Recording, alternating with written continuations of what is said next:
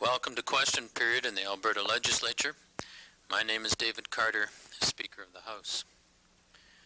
On this Monday afternoon, immediately following question period, the House, in its continuing debate on the estimates as brought down under the recent budget, will be dealing with the Department of Hospitals and Medical Care.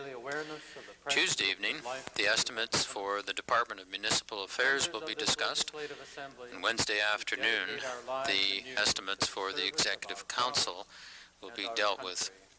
Thursday afternoon at 4:30, the House will stand adjourned for a space of a few hours, while the members of the Assembly go over to Mackay Avenue School for a special ceremony, which will be a brief reenactment of the opening which took place of the first legislature. And through you to members of the Assembly today, two distinguished visitors seated in your gallery.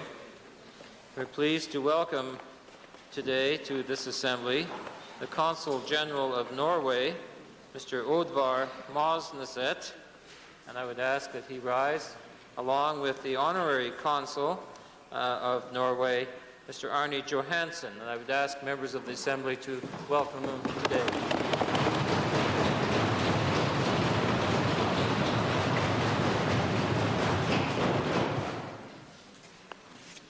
Presenting petitions.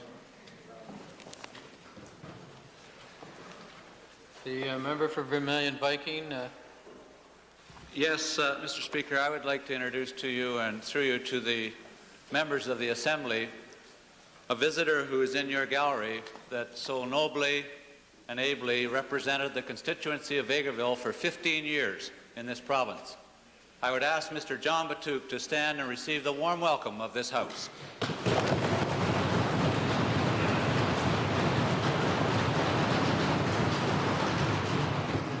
Okay, David. Presenting petitions. Mr. Speaker, I rise to present a petition on behalf of parents of Edmonton Meadowlark and several schools in surrounding areas outlining their concerns with certain education policy initiatives being contemplated by this government today.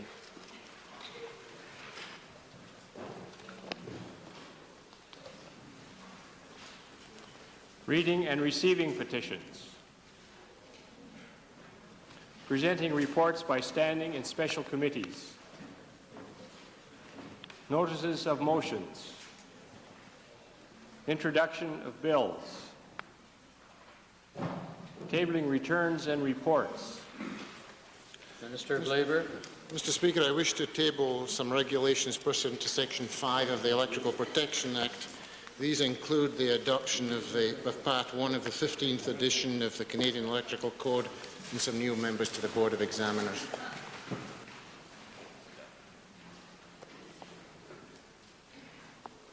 Introduction of special guests. Mr. Speaker, we have in the members gallery today a number of special guests from the People's Republic of China. They are here on an extensive mission that is in response to the major ministerial mission to the Asia Pacific last year. Individuals are here representing the Ministry of Petroleum Industry, the State Planning Committee, and two of the major oil fields in China. The major reason for the mission is to work with Alberta companies in order to obtain technology and equipment and information on enhancement of natural gas exploration and development and gas liquids. The delegation is led by Madam Chi. I'd ask her to stand. Also in the delegation is Mr. Hao, Mr. Chu, Mr. Yao, Mr. Gaw, Madam Zhu, Mr. Shen, Mr. Zheng, Madam Wang, Miss Chen, and Mr. Ding is the mission interpreter, and accompanying them from the Department of Economic Development and Trade are Simon Wan and Josephine Choi. I'd ask the entire group to stand and receive the welcome of the Assembly.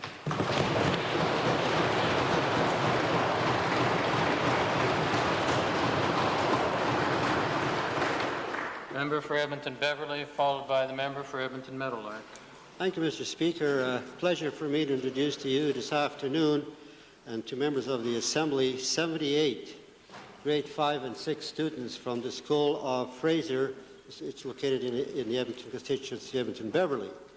The students are accompanied by their teachers, Mrs. Irene Windrum, Mrs. Alice Kowalchuk, Mrs. Miriam McCone, and their parents, Mrs. Alberta Monaco and Mrs. Sango. I'd ask them all to, they're seated in both the public and the members' gallery. I'd ask them to rise and receive the welcome of the Assembly.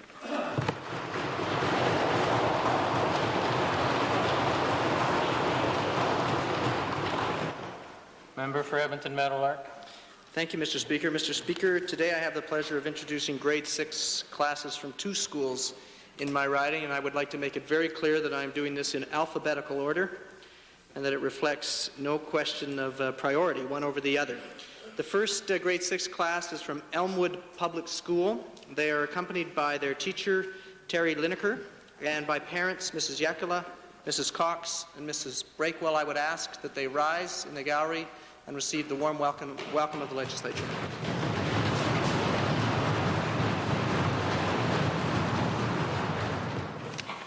It's also my pleasure to introduce a grade 6 class from Our Lady of the Prairies School. They are accompanied by their teacher, Mr. Roger Menage, and also by another teacher, Mr. Ben Stamen. And I would ask that they rise in the gallery and receive the welcome of the legislature as well.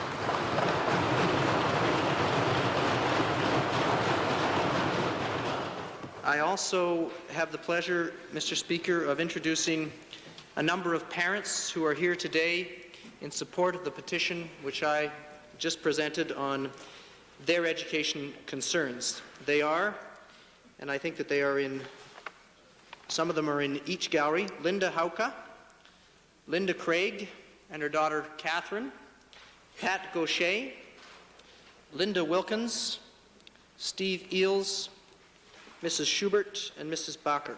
I would ask that they rise and receive the welcome of the legislature as well.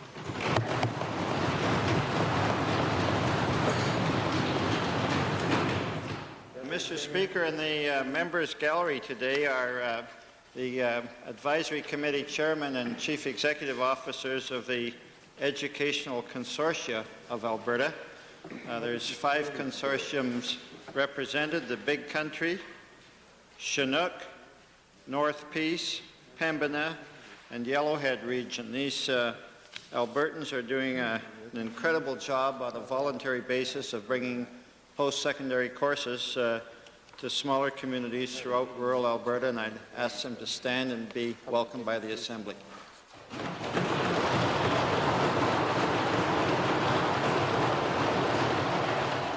Edmonton Kingsway. Thank you, Mr. Speaker. It's my pleasure today to introduce to you and through you to all the members of the Assembly 11 students from the Coralwood Junior Academy. They're seated in the public gallery and they're accompanied by Lorraine and Lorraine. That is Lorraine Popick, the teacher, and Lorraine Soken, a parent. I would ask that they rise and receive the warm welcome of the Assembly.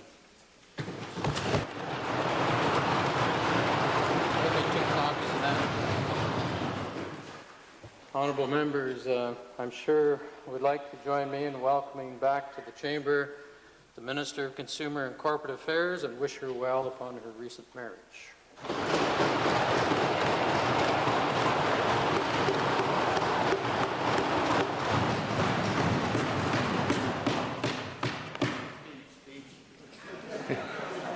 Ministerial statements. Oral question period. Thank you, Mr. Speaker. Mr. Speaker, last Friday, the Leader of the Opposition attempted to extract some answers from the Labour Minister with respect to his Bill 22, which goes well beyond controlling secondary picketing. That's not support picketing, Mr. Speaker. This morning, the Dean of the Faculty of Law at the University of Alberta said the following to our office, quote, "The dolphin delivery decision speaks primarily to the issue of secondary picketing, but very significantly rules that primary picketing is a form of expression protected by the Charter of Rights and Freedoms. My question is to the Premier. Will the Premier confirm that it's his government intention, in fact, to end the sort of public pressure, such as consumer boycotts, which indeed actually helped resolve the Gaynors dispute of 1.5 years ago? Mr. Speaker, I think it'd be an excellent opportunity for the honourable member to raise her concerns when the bill is dealt with. Perhaps she could convince the legislature. Well, Mr. Speaker, perhaps I'll try the Minister of Labour, who is at least willing to make some comments in the Assembly. Mr. Speaker, last Friday the Minister quoted, carefully I might add, from the Dolphin decision. I'd like the Minister to tell the Assembly where in the Dolphin decision any mention of consumer boycotts and a threat to take away the right of consumer boycotts was placed in that decision. Mr. Speaker, last Friday, the Honourable Leader of the Opposition criticised me for not answering his first question. I have read his first question. It was in relation to Section 81, and I said that that section did indeed represent the intent of the government. The wording in Section 81 was developed in concert with the Constitutional Division of the Attorney General's Department. I'm not a lawyer. I took their advice on the wording. If they have any second thoughts on that wording, then I presume I will get them from the department. Supplementary question to the Minister. Will the Minister clarify this then? The implications of that bill, if it proceeds, if it passes, and I hope it doesn't, will be that any person, any Albertan will lose their right, their fundamental democratic right to attempt to persuade anybody in the province not to buy a particular product if the producer of that product is in a labour dispute. Is that what the Minister really means by this bill? Mr. Speaker, I think the honourable member is confusing the difference between employees who have chosen to have a union and employers who are certified by that union and the rest of society. Oh, come on. Yes, it will be the final supplementary, Mr. Speaker. I learned how to read and write just like the Honourable Minister did. My question to the Minister is this. In the name of protecting hard-fought-for fundamental human rights covered by the Charter of Rights and the Constitution of this province, will the Minister now refer that section, Section 81, to the Supreme Court for a ruling prior to proceeding to second reading of this horrible bill? Mr. Speaker, the situation is that normally there are civil law remedies for people who attempt to interfere with the activity of individuals and employers. In the Labour Relations Code, there is a specific exemption from those normal provisions for those who are taking part in an illegal or strike or lockout. To make sure that comes across right. There are provisions for exemptions from civil actions for those who are taking part in a legal strike or lockout. There are additional provisions in Section 81 to make sure that those exemptions apply to the people for whom they are intended. In no way does the Labour Relations Act affect people who are not parties to, or people who do not have a primary interest in the dispute. Those are matters that are dealt with in other courts and in other legislation. Westlock Sturgeon on a supplementary. Mr. Speaker, my supplementary is to the Attorney General. Has the Attorney General, been asked for a legal opinion as to whether or not to have to invoke the notwithstanding clause? Has he been asked for the opinion? I'm not asking for opinion.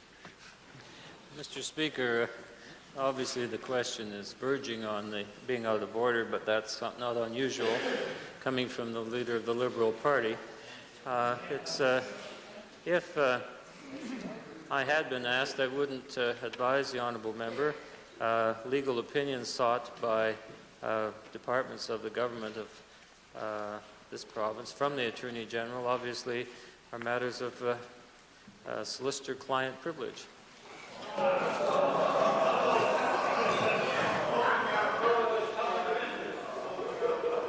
The citation under Beauchesne is still 360 subsection 1 with regard to that last question, nevertheless. Second main question, Edmonton Highlands. Mr. Speaker, I'd like to designate this question to the member for Edmonton Calder.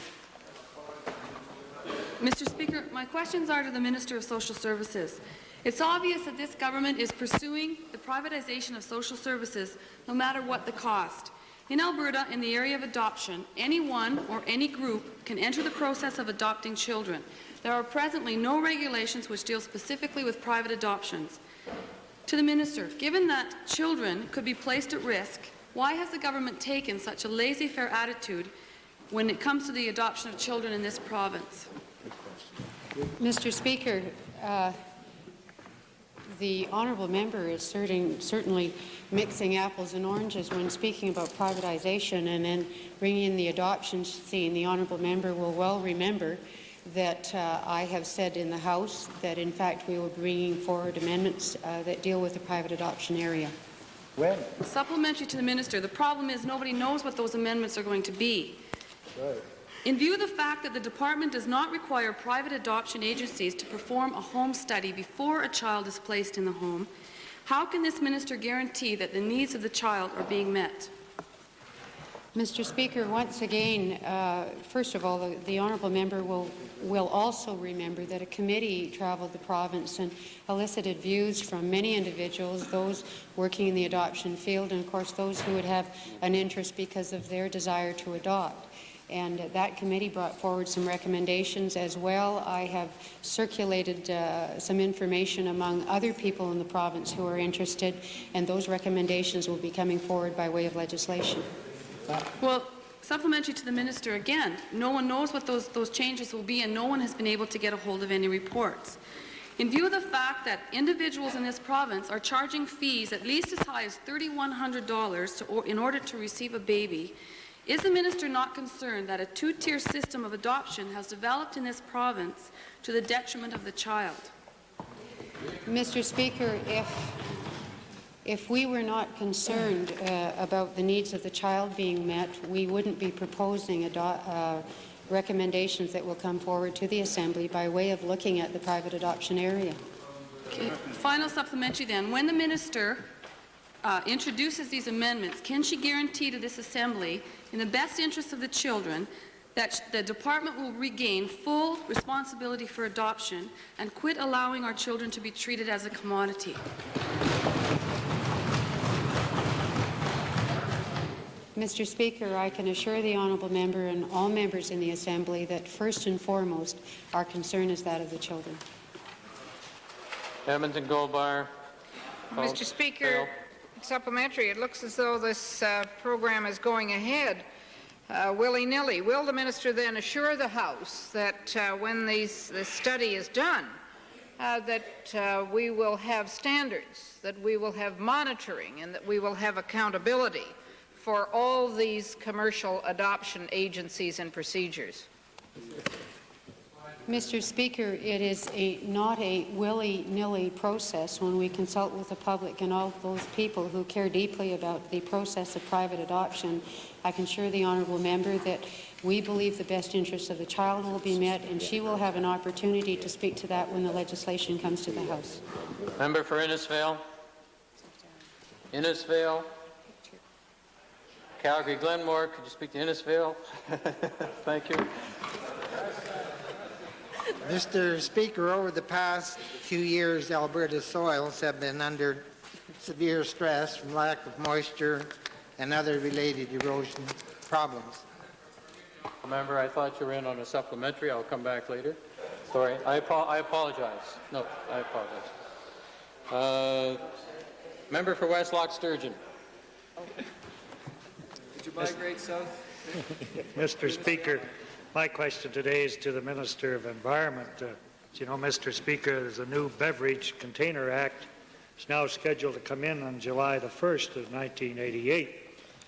Part of the Act states, Mr. Speaker, that any can of a capacity of more than 470 millilitres that is designed to be opened with a mechanical opening device is exempt from the provision of the Act and this regulation. It seems, Mr. Speaker, unfair to exclude from this Act all paper cartons, including Tetra Pak or paper products, which account for 80% of fruit juices and drink sales in Alberta. Mr. Speaker, my question to the Minister of Environment is, is there a plan to eventually include all the cans of over 470 milliliters eventually? Mr. Speaker, Alberta is the only jurisdiction anywhere in the world that has a Beverage Container Act. We've had that since the early 1970s, and since that time we brought in a number of containers into the beverage container system. And we currently have a review underway with regulations that are pending to come into effect on July 1, 1988. But there's a process that I've currently got underway with all of the players, the provincial-wide players, including the Bottle Depot Association and others in the province of Alberta, who are discussing with me the possibility of additional product that would come in under the Beverage Container Act, and one of those products is Tetra Pak. Whether or not Tetra Pak would come in as of July 1, 1988, or come in at a subsequent date is still something that's up for review. Mr. Speaker, to the Minister, is the Minister aware, or does not the Minister consider the present regulations that he's contemplating bringing in? It works to the prejudice of those that are using metal and glass containers where they have to put up a deposit, whereas the cardboard containers get by without a deposit.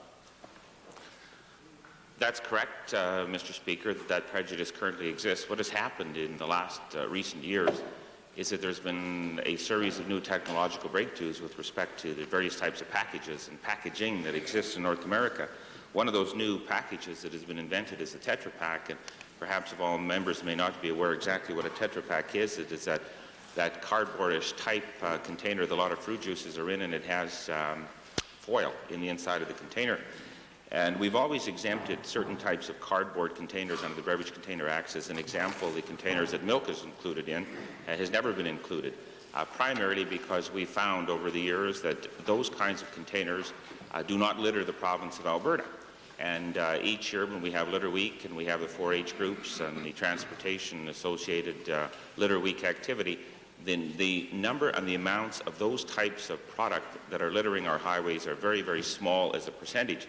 And of course, the Beverage Container Act is anti-litter legislation. That's the purpose of the Beverage Container Act. Mr. Speaker, it might be a personal opinion as to whether or not the cardboard is littering our highways, but there's no question, Mr. Speaker, to the fact that they are not biodegradable as of yet.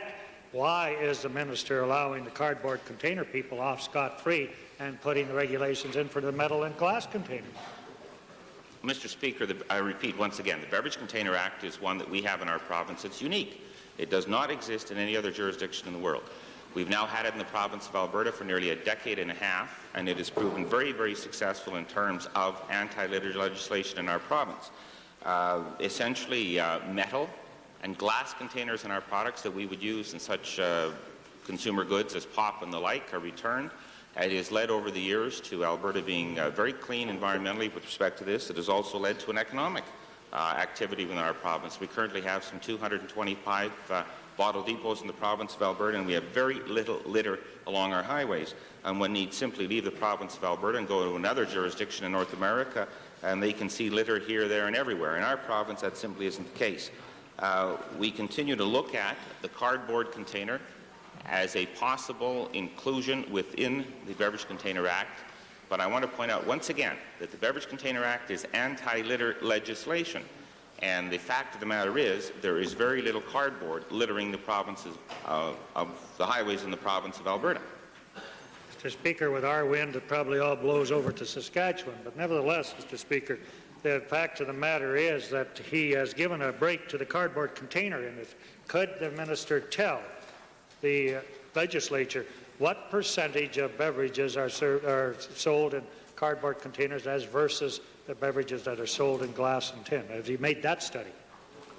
Well, yes, Mr. Speaker, we can tell you that right now that in terms of pop, 100% of the pop sold in this province either goes in glass containers or metal containers. There is no pop, no soda pop whatsoever that would go under the Tetra Pak thing. Beer, as an example, would be sold 100% in either glass or metal containers. In terms of In terms of other product, Mr. Speaker, and I'll just quickly give several illustrative examples for the honourable member. Milk, virtually 100% sold in cardboard containers or plastic containers. There's very, very little milk today in the province of Alberta that would either go in tin containers or glass containers. Thank you, Honourable Minister. We're not going to play ping-pong back and forth here throughout question period. Supplementaries, Vermilion Viking, followed by Edmonton Kingsway. Yes, to the Minister, there are literally thousands of chemical containers throughout the province of Alberta being held by MDs and counties at the present time. Would the Minister look at a program of refund, perhaps delivered through the companies themselves, in order to facilitate the collection of these and disposal of these dangerous items? Mr. Speaker, there are approximately 700,000 herbicide, insecticide, and pesticide containers that are stored throughout the province of Alberta right now. We've got approximately 105 collection systems. All members will recall that in August of 1986, I put a moratorium on the shredding and the landfilling of herbicide, pesticide, and insecticide containers. I indicated at that time it was the government's wish that we would expand the recycling industry in the province of Alberta. So we currently have that volume, some 700,000 containers, and 1 year hence from now, if we don't find a solution to it, we'll have 1,400,000. And I will be hopefully during 1988 coming up with a public announcement to see how we will have found a solution to this. We've had a major study underway here in the city of Edmonton with Applied Polymer Research, where we provided Applied Polymer Research with a grant of $80,000 to see if they could conclusively find a recycling alternative to the chemicals that are included in these herbicide, insecticide, pesticide containers. And it seems that we simply don't have a safe technological alternative at the moment, but I'm hopeful that in 1988 we will. Thank you. Member for Edmonton-Glengarry. Thank you. I'll try to get a little closer to the topic of the Beverage Container Act than the last question. A number of beverages, such as Nanton water and other mineral waters, are contained in glass containers and are not refundable. Could the minister announce whether or not those will be included in upcoming amendments? Mr. Speaker, surely the member knows, since it has been since December of 1987, when I did issue the regulations publicly, that those containers will be included under the new provision. That's been public information since December 1987, honourable member. Member for Little Bow Representative Party, followed by Innisfail, then Edmonton Mill Woods. Mr. Speaker, my question is to the Premier. In my hand, I hold the annual report 1987 of the Public Utilities Board of Alberta. And in this report is a list of the price of commodities that are regulated by that board for natural gas, electricity, and milk. And what will be noted is that over the past 17 years, the cost of those commodities have soared. For example, electricity some 5 times. Also, we have before us in this legislature, Mr. Speaker, Bill 22, the Labour Relations Code, which sets out a section in that act to ensure that compulsory arbitration boards consider the general economic conditions in Alberta when making awards, thereby restricting the incomes of certain working groups.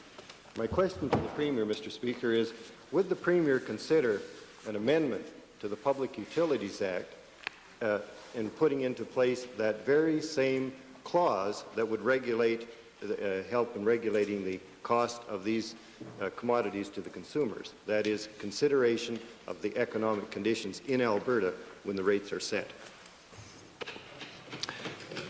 Mr. Speaker, it's something that I would discuss with the Attorney General and Minister of Transportation and Utilities, both of whom deal frequently with the Public Utilities Board. I might point out that the fact that under the Labour Code that the general economic conditions of the province are considered is not necessarily to restrict the level of arbitrations at all, but may well be there to encourage a considerable increase as well. There is no reason that it would be looked on as a restrictive clause. And while the member for Edmonton Kingsway thinks it's a matter for laughing about and interrupting the House about, I think, Mr. Speaker, this matter is worth discussing with the members. Mr. Speaker, I certainly appreciate the answer of the Premier. I believe it is too, in terms of the concern of the costs by consumers across this province. Supplementary question to the Premier. Would the government also consider an amendment to the income tax legislation, the Alberta Income Tax Act, taking into consideration the same general statement of the general economic conditions in Alberta when considering an increase in income tax for Albertans? Mr. Speaker, I fail to see how it worked that into legislation. Obviously, the government working with the provincial treasurer and the MLAs must judge the level of income tax within the ability of people to pay, and also as needed by the government to perform the services that the people of Alberta desire. But to somehow put into legislation some feature like that, I find that less feasible. I think about it in case I'm missing something, and talk to the honourable member about his idea and why he thinks it's feasible, Mr. Speaker. Fair enough.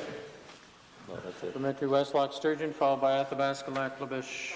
So, Mr. Speaker, to the Premier, while he's in the expansive mood for looking at changing the PUB, would he think of adopting a very liberal-minded resolution introduced by the member for Red Deer South last year of instituting a consumer's advocate for the Public Utilities Board? Mr. Speaker, I thought the debate on that matter was very interesting, and I'm sure the government will, from time to time, consider that. Athabasca Lac-La-Biche. Same question. Thank you. Member for Innisfail, followed by Edmonton Mill Woods, Edmonton Gold Bar. Thank you, Mr. Speaker. Over the last few years, Alberta's soils have been under severe stress, not only from the lack of rainfall, but from other related erosion problems. My question to the Minister of Agriculture, Mr. Speaker, is might the Minister indicate to the House what concrete action the government is taking to alleviate this problem? Mr. Speaker, in response to the honourable member, I can share with him that we are looking forward to the introduction by the honourable member from Chinook to amendments to the Soil Conservation Act. In addition to that, Mr. Speaker, we've got a number of specific programs related to soil conservation. Plus, it's noteworthy that we just recently celebrated throughout Alberta and Canada National Soil Conservation Week. Supplementary, Mr. Speaker, to the Minister. Could the Minister indicate whether there are any new directions the government might be taking to alleviate this soil conservation problem? Mr. Speaker, it was just a short while ago that we announced in conjunction with the federal government a $4 million program whereby we would participate to a 50% level as it related to specific action on a province-wide basis dealing with soil conservation. In addition to that, the federal government recently announced a commitment for a 3-year period of $75 million, of which we could access in the event that we cost-shared. We are presently looking at accessing some of that funds as it relates to programs we presently have, plus looking at the possibility of additional funds. One further supplementary, Mr. Speaker. To some extent, in the past, the problem of soil conservation has been considered a southern problem. I wonder if the Minister could indicate whether these programs and initiatives are designed for the entire province. Yes, Mr. Speaker, they do involve our entire province. Bankerville. Thank you, Mr. Speaker. I'd like to know if the Minister's department is contemplating any program that would encourage farmers to take land presently under cultivation that is considered marginal for agricultural purposes back into natural grasses and pastures. Mr. Speaker, we're examining a number of avenues at the present time as it relates to the broad topic of soil conservation because we are very concerned about soil degradation, and if the honourable member is making representation, we're happy to receive them. Westlock Sturgeon, supplementary. Speaker, supplemental to the Minister and possibly the Premier, since the biggest degrader of soil in Alberta is the government itself by taking it out of production and putting it into industrial use. When can we look forward to a land use act that will stop or prohibit the taking of number 1 and number 2 farm soil out and putting it under industrial expansion? Mr. Preenan. Cities are built, Nick. Well, Mr. Speaker, obviously, at times the government would hardly be passing legislation to go against the public interest, and in the public interest, there are times when it's necessary to use particular kinds of soil. I must say, Mr. Speaker, speaking of biodegradable matters, I would be looking forward to seeing some biodegradable liberals in this province. Member for Edmonton Millwoods, followed by Edmonton Gold Bar.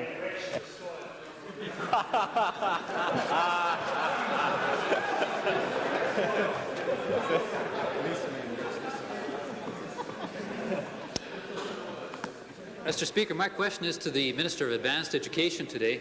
Last week we had the recent report of the Medicine Hat College Faculty Association voting non-confidence in the president of that college. This follows the reports in Fort McMurray of the president there at Keano College being fired or resigned, depending on whose side of the story you listen to, creating quite an uproar there. And that follows a major scandal at Fairview College in recent months. My question to the Minister is simply this: do these serious developments not suggest that the Colleges Act of this province should have a major review, and particularly with provisions for enhancing the accountability of administrators to the representative groups within the college community?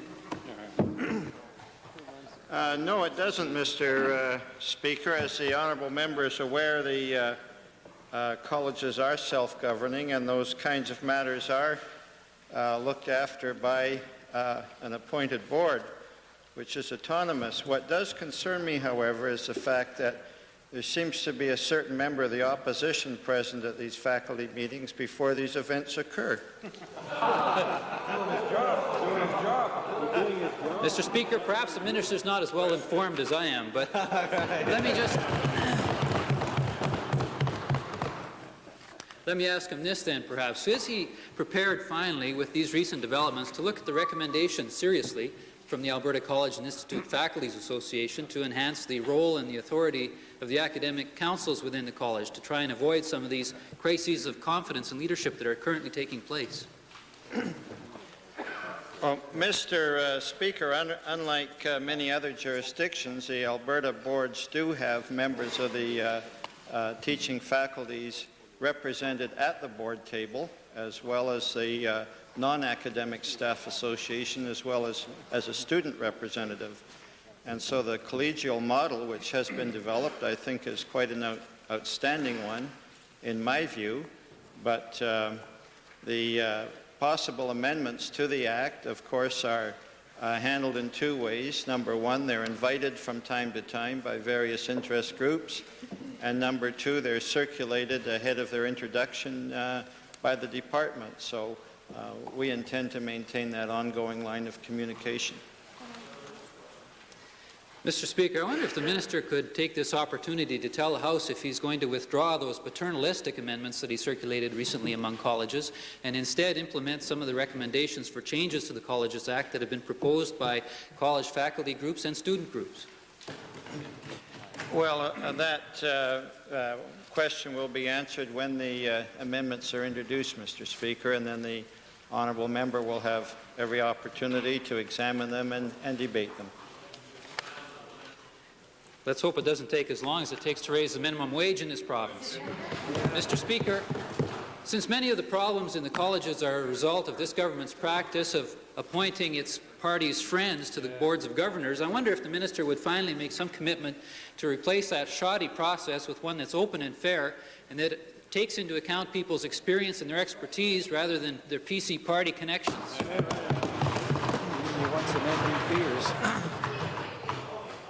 Mr. Speaker, I think the various members of the boards are appointed in a very good manner. The faculty representatives are chosen by the faculty associations. The support staff members are selected by the support staff associations. The student members are selected by the student unions. And the members of the community are selected by the appropriate or nominated by the appropriate MLAs from the region in which the colleges are located. I don't know what could be fairer. Calgary Buffalo, supplementary. you, Mr. Speaker. I keep hearing about problems of faculty being punished by college boards for making comments critical of the college administration, including one incident currently at Lakeland College, and I'm wondering whether the minister could tell this House what the government's position is with respect to this heavy-handed approach by boards appointed by them in order to deprive faculty of their rights to freedom of speech under the Canadian Charter of Rights. Well, Mr. Speaker, I made the introductory comments at the beginning of this line of questioning that the colleges are autonomous, they are self-governing, the boards are fully responsible for the internal matters of their institutions, and we prefer to see it that way. Member for Edmonton Gold Bar, followed by Bow Valley, Edmonton Avonmore. Thank you, Mr. Speaker. My questions are to the Minister of Community and Occupational Health. Unlike other provinces, Alberta since 1984 is not served by a provincial board of public health, who would be responsible, among other things, for the provincial laboratory. That original board was replaced in 1984 by the Public Health Advisory and Appeal Board, whose function it is to hear appeals and responds to requests of the minister. He incidentally has made none that I can track down from their annual reports. This replacement action, Mr. Speaker, has deprived Albertans of the initiatives and the objective comments of a board able to monitor, collect statistics, project trends, advise the public and the government on required programs or legislation and reflect changing public health needs. 3 sentences, Mr. Speaker. Will the minister please explain why this government dictates that Alberta no longer has or requires a provincial board of public health? Well, on the contrary, Mr. Speaker, we do have a provincial board of health in the name of the Public Health Advisory and Appeal Board. Serving as chairman is Dr. John Walker, and I value very greatly their ongoing regular advice to me on matters relating to public health, and they certainly serve all Albertans in their appealing certain decisions made by various boards of health around this province. So, yes, Mr. Speaker, Albertans are well served and in fact protected by having such a public health advisory and appeal board in place. Mr. Speaker, this board serves primarily only for appeals, and I think that's evident. How on earth does the minister then plan to implement those preventive health schemes such as the reproductive health strategy, long-term care, home care, family planning, and so on, without a provincial board that can initiate on its own? Well, Mr. Speaker, as for the member's comment about appeals only, that in fact is not the case. I ask for advice from the Public Health Advisory and Appeal Board on a regular basis and receive it, and that's why the word advisory serves in the board's title. As for advice on implementing important programs, whether they relate to preventive health, reproductive health, or long-term care, I rely on that board as well as as well as some 27 health units across this province, as well as local family and community support service agencies, local hospital boards, this government's departments of hospitals and medical care, community and occupational health, as well as other advisors and people throughout all of Alberta. So I have the good fortune to touch base with a number of those people on a regular basis, and they're providing excellent advice that will be helpful in implementing those programs. Well, Mr. Speaker, the minister should let his board know, because that's not what they're saying. Mr. Speaker, now that the provincial labs have been reorganized in spite of their resistance, what controls and penalties has this government put in place to ensure that all notifiable diseases are reported by doctors in commercial labs in order that someone, the provincial lab or someone, can analyze and comment on the trends?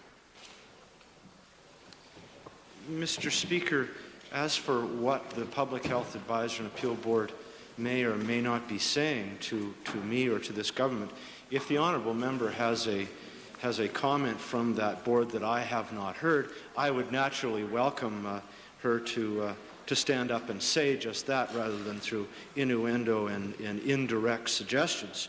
But as for notifiable diseases, the Public Health Act requires that local physicians contact the local medical officer of health and the provincial director of communicable diseases to inform those people of diseases, of sexually transmitted diseases or others that affect the public health. And we are able to keep track of those diseases as a result of that requirement that they notify us. And we can watch trends, but more importantly, we can take corrective action to prevent the further spread of those diseases. Yes, Mr. Speaker. Will the Minister now make public the Wilt Report of 1987, which preceded the dramatic changes in function in the provincial labs? The changes serve no one, have led to resignations, unquestionably will lead to increased dollars on the taxpayers' back. Mr. Speaker, I'm satisfied that the reorganization that we did in the Provincial Laboratory of Public Health, by effectively creating a northern laboratory and a southern laboratory, will ensure that all Albertans, not just those Albertans in Edmonton or in northern Alberta, but those in Calgary and throughout all of southern Alberta, will have access to accurate and speedy services that can be provided by two public laboratories of public health.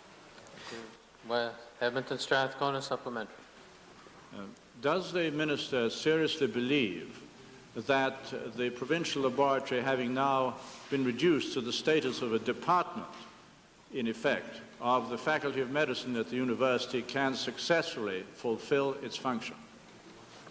You bet I do, Mr. Speaker. I believe that that by joining the excellent department or Faculty of Medicine at the University of Alberta with the Northern Laboratory and housing the Southern Laboratory in the Foothills Hospital, that is an ideal marriage. It is an ideal way to bring together expertise, have it joined together so that it meets a number of purposes, not just one.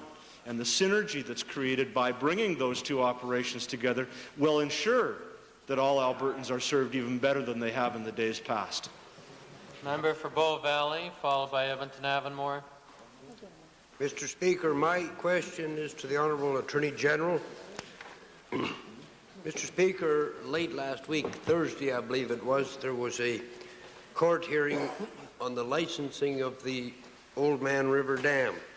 Has the Minister had a chance to review the results of that court case?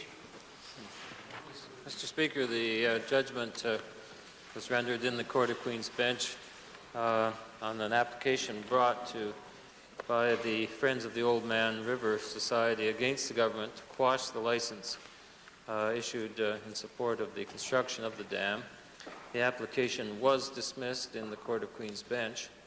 That is not to say, however, that it would not still be subject to the appeal process, which is available under the rules of court.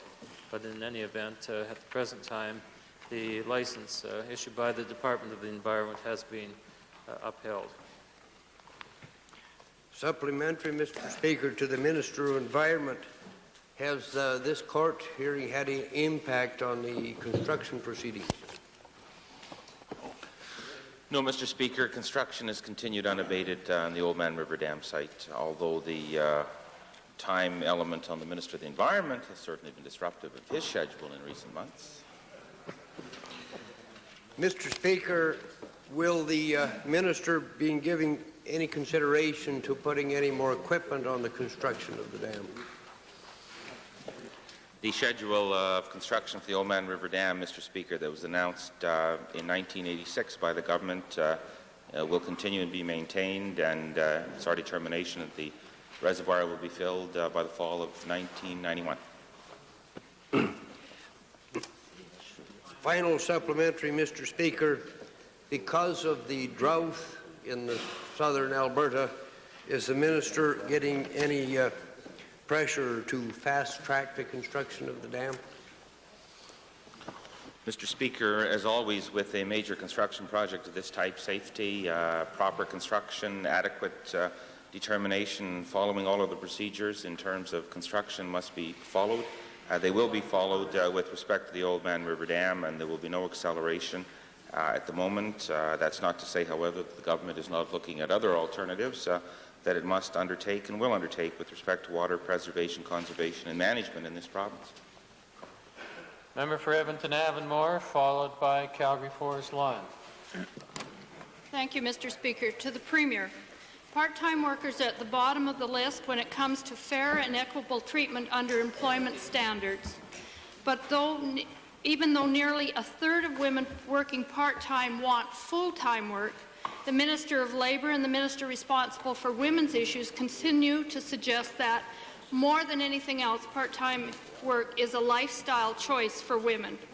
Will the Premier acknowledge that part-time work is more than a matter of lifestyle, and will he tell us what his commitment is to providing fair treatment to those Alberta women forced by the shortage of full-time positions to work part-time? Mr. Speaker, I agree that part-time work is not merely a matter of lifestyle choice, certainly. And also, Mr. Speaker, I would confirm that the government certainly does everything possible to assist all members of our society who are involved in working. Mr. Speaker, to the Minister of Labour, in view of the statement by the Minister of Labour on Monday last that his regulations would demonstrate the government's commitment to part-time workers, will the Minister tell us if these regulations will ensure that part-time workers gain prorated access to all benefit plans offered by employers to full-time workers doing similar work?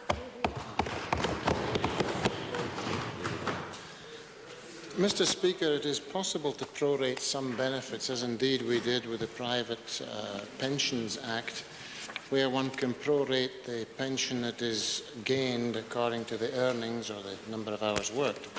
Where the difficulty arises is with some other benefits, such as dental plans, where to prorate the benefit for a two-sided filling gets a bit ridiculous, and that's why I can't give a commitment that all benefits will be prorated. Mr. Speaker, in view of the fact that not only do part-time workers provide employers additional flexibility, they also receive lower hourly rates of pay, and that's not fair. Will the regulations ensure equal pay between employees who perform similar work, regardless of how many hours of work they do in a week or a month? Mr. Speaker, there are already provisions for equal pay for essentially similar work. That already exists. Final supplementary. That seems to apply between gender and not between part and full-time workers. In view of the fact that inequalities in vacation pay also exist between part-time and full-time employees of the same company, will the regulations require that part-time workers receive at least a prorated version of the full-time vacation benefits that their full-time counterparts enjoy? Mr. Speaker, in the Employment Standards Act, there are certain minimum standards. They apply to those who have worked for less than 5 years or more than 5 years for the same employer. The difficulty is that in some instances, part-time workers, being casual workers, are paid on the basis of 4% or 6% of their earnings.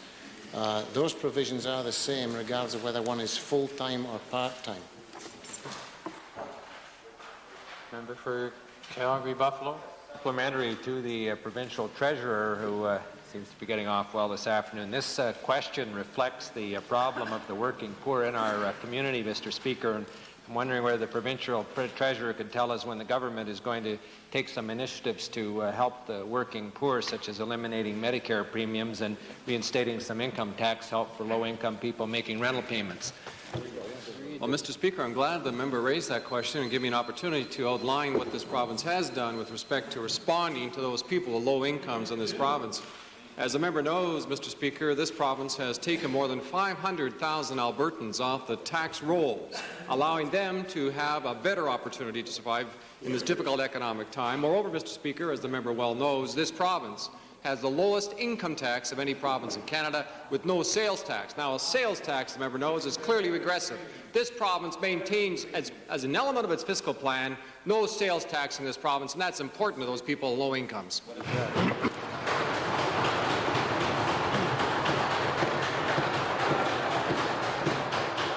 Question period has expired. Could we have unanimous consent to recognize any others who wish to get in on supplementaries? Opposed? Any additional supplementaries on this issue? Thank you. The chair has received indication of a point of order from Westlock Sturgeon. Mr. Speaker, it may be that my hearing aid wasn't working quite well, but I had understood that you faulted one of my questions according to 359.3, and if this was not the case, then therefore I don't have a point of order. But if you have done so, then I have a point of order. Could I check that out first? The admonition was given to Westlock Sturgeon under 360(1) and 2, and the subsection is dealing with the question may not ask a solution of a legal question in the interpretation of a statute, and the questions as directed at that time were perilously close in that matter, but the question was not ruled out of order at the time, honourable member. So what's the point of order? I'm sorry then, Mr. Speaker. I've wasted the time of your time and the time of the House. I thought you were calling me to order on the thing rather than warning me. Thank you.